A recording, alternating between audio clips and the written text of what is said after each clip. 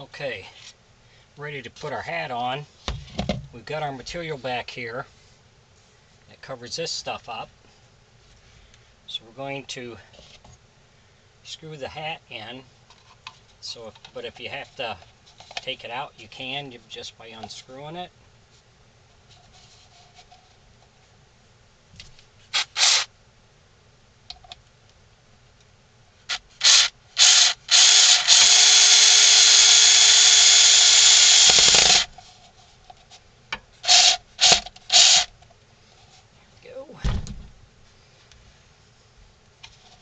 This side on.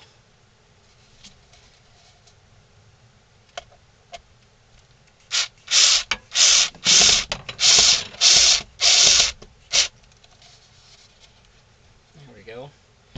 So now we got our hat on. So now we're ready to get our clothes put on him. Like so, all you gotta do is feed this back down through the neck, screw it to your powder, and you're set to go. Thanks for watching.